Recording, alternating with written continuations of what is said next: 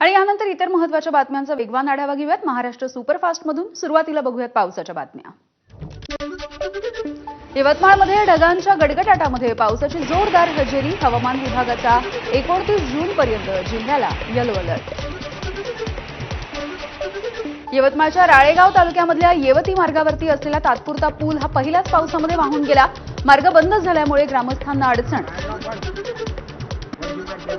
यवतमाळच्या महागाव तालुक्यामध्ये पावसामुळे नदी नाले तुडुंब भरले। करंजखेड रस्त्यावरच्या पुलावरून पाणी वाहू लागल्यामुळे पूल बंद, नागरिकांचे हाल। वर्ध्यामधल्या सरूळ भागामध्ये पावसामुळे शेती पाण्याखाली गेली आहे। यशोदा नदीला आलेल्या पुरामुळे ही परिस्थिती निर्माण झाली। नाशिकमध्ये पावसामुळे मोठ्या प्रमाणावरती शेतीचं मोठं नुकसान झालंय। सलग सुरू असलेल्या पावसामुळे आवक घटून भाजीपाल्यांचे भाव सुद्धा कडाडले। शेतीमाल बाजारामध्ये येत नसल्यामुळे मेथी कोथिंबीरची जुडी ही 100 रुपयांच्या घरात गेली आहे। नाशिकमधल्या गंगापूर धरणामध्ये 60% पाणीसाठा उरलाय, तर धरणामधून 1760 इतका विसर्ग वाढवून 2723 क्युसेक इतका करण्यात आलाय। जळगावमधल्या हतनूर धरणाचे 42 पैकी 4 दरवाजे अर्ध्या मीटरनं उघडले। यामधून 5050 क्युसेक पाण्याचा विसर्ग सुरू। गोंदियामध्ये सलग दुसऱ्या दिवशी सुद्धा मुसळधार पावसाची हजेरी। पावसामुळे धान पिकांना मोठा फटका, शेतकऱ्यांना पावसामुळे काहीसा दिलासा।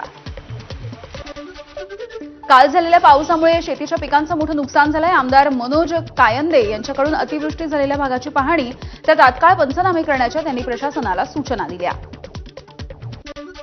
वाशिमच्या रिसोडमध्ये पावसामुळे हळदीचं पीक वाहून गेलंय, तसंच गोठ्यामध्ये साठवलेलं बी बियाणं देखील भिजलंय। शेतकऱ्यांचं मोठ्या प्रमाणावरती नुकसान झालंय। वाशिममधल्या मैराळ डोह इथल्या ग्रामपंचायत इमारतीची भिंत कोसळली।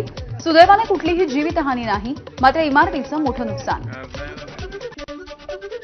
वाशिमच्या रिसोडमधल्या काच नदीवरचा पूल खचल्याची एबीपी माझानं बातमी दाखवली होती आणि यानंतर प्रशासनाला जाग आली आहे। जेसीबीच्या सहाय्यानं खड्डा बुजवून वाहतूक सुरू करण्यात आलेली आहे।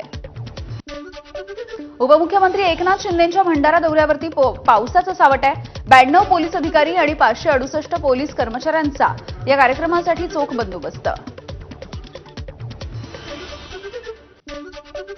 आषाढी यात्रेसाठी देवाचा पलंग निघाला। आजपासून विठुरायाचे सर्व राजोपचार बंद। विठुरायाचा आजपासून 24 तास दर्शन सुरू। देवाच्या पाठीशी मऊ कापसाचा लोड सुद्धा बसवला। रुक्मिणी मातेच्या मूर्तीमागे सुद्धा मऊ कापसाचा लोड बसवण्यात आला। बारामती तालुक्यामधल्या काटेवाडी इथे मेंढ्यांचं रिंगण। मोठ्या उत्साहामध्ये हरिनामाच्या गजरामध्ये रिंगण पार पडलंय। कराड तालुक्यामधील संत घाडगेनाथ महाराज यांच्या पालखीचं पंढरपूरच्या दिशेने प्रस्थान। धारेवाडी इथे मेंढ्यांचं रिंगण पार पडलंय। बारामतीमधल्या काटेवाडीमध्ये तुकोबारायांच्या पालखीचं अनोख्या पद्धतीने स्वागत होतं। धोतरांच्या पायघड्या घालून तुकोबारायांच्या पालखीचं स्वागत करण्यात आलं। संत ज्ञानेश्वर महाराजांच्या पालखीचं पहिलं उभं रिंगण हे तरडगावमध्ये पार पडलेलं आहे। अश्वाच्या पायाखालची माती कपाळी लावण्यासाठी वारकऱ्यांची मोठी गर्दी। बीडमधील संत वामनभाऊ महाराजांच्या पालखी सोहळ्याचं पहिलं अश्व रिंगण हे सुद्धा पार पडलंय। टाळ मृदुंगाच्या गजरामध्ये या परिसरात विठू नामाचा जयघोष। या पहिल्या उभ्या रिंगण सोहळ्याचे ही ड्रोन दृश्य एबीपी माझाच्या प्रेक्षकांसाठी। पंढरपूरमध्ये लाखो वारकरी दाखल। वारकऱ्यांच्या सुरक्षेसाठी पोलीस आणि होमगार्ड्सचा फौजफाटा तैनात। राज्यामधल्या विविध जिल्ह्यांमधून होमगार्ड्ससह पोलीस अधिकारी आणि कर्मचाऱ्यांची पंढरपूरमध्ये नियुक्ती। संत तुकाराम महाराज पालखी सोहळ्यावरती पुणे ग्रामीण पोलिसांची करडी नजर आहे। पुणे ग्रामीण पोलिसांकडून अँटी ड्रोन गनचा वापर। विनापरवाना 9 ड्रोन पुणे ग्रामीण पोलिसांनी पाडले। अमरावतीचे पालकमंत्री चंद्रशेखर बावनकुळे कौंडण्यपूरच्या दौऱ्यावर। कौंडण्यपूर हे रुक्मिणी मातेचं माहेरघर।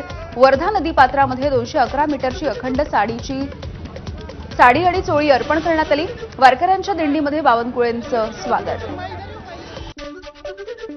सरन्यायाधीश भूषण गवई यांचं नागपूरमध्ये स्वागत। नागपूरमधल्या विविध कार्यक्रमांमध्ये ते सहभागी होणार आहेत। अलमट्टी धरणाच्या उंची वाढीच्या विरोधामध्ये आणि शक्तीपीठ महामार्गाच्या विरोधासाठी काँग्रेसचे नेते सतेज पाटील आणि माजी खासदार राजू शेट्टी यांच्या नेतृत्वामध्ये बैठक। पहिल्या टप्प्यामध्ये सांगलीमधील कार्यालयावरती भव्य मोर्चा काढण्याचा इशारा। शेतकऱ्यांच्या प्रश्नांच्या संदर्भात चंद्रपूरमध्ये काँग्रेसचा मोर्चा। विजय वडेट्टीवार यांच्या नेतृत्वामध्ये मोर्चाला सुरुवात। कर्जमाफीवरून सरकारवरती घणाघात।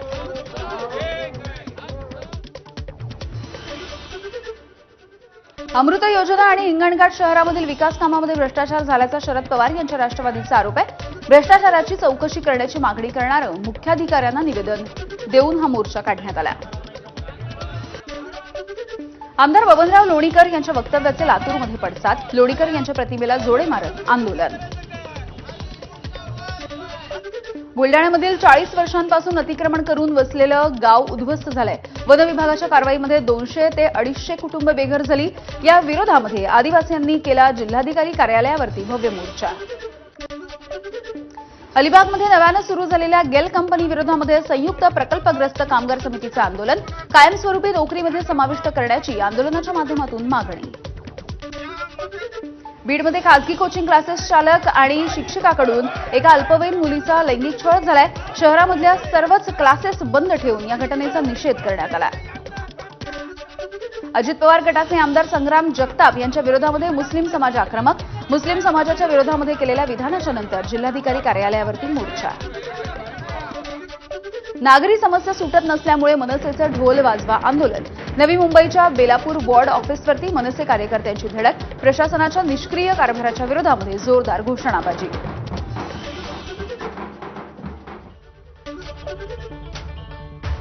आणि या सुपरफास्ट बातम्यांच्या नंतर बुलेटिनमध्ये अगदी छोटासा ब्रेक. बघत रहा.